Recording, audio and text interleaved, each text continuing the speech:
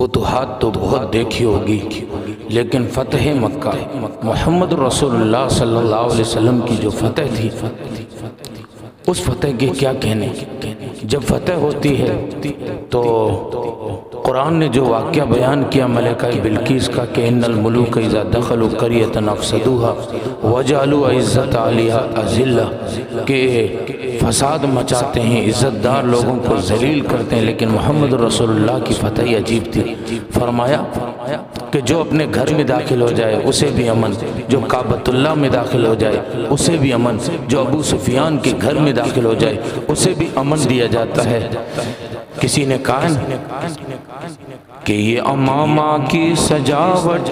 یہ جبین روشن، یہ مکھڑے کی تجلی، یہ بیاض گردن، یہ مکھڑے کی تجلی، یہ بیاض گردن،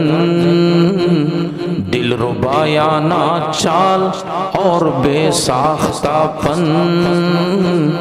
یہ امامے کی سجاوٹ، یہ جبین روشن، یہ قبائے عربی اور یہ نیچا دامن،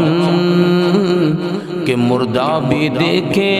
تو کرچا گریبانو کفن، اٹھ چلے قبر سے بےتاب زباں پر یہ سخن، مرحبا سیدی مکی مدنی العربی، دل جاں ہدایت چے عجب خوش لقبی، منم بے دل و جمال تو عجب حیرانم،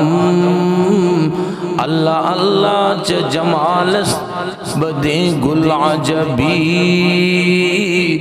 سر سے لے کر پاؤں تک تنویر ہی تنویر ہے، جیسے منہ سے بولتا قرآن ہے اور یہ اس کی تقریر ہے، سوچتی ہے دنیا مصطفیٰ کو دیکھ کر، کیسا ہوگا وہ مصور جس کی یہ تصویر ہے، صلی اللہ علیہ وسلم الف الف مرہ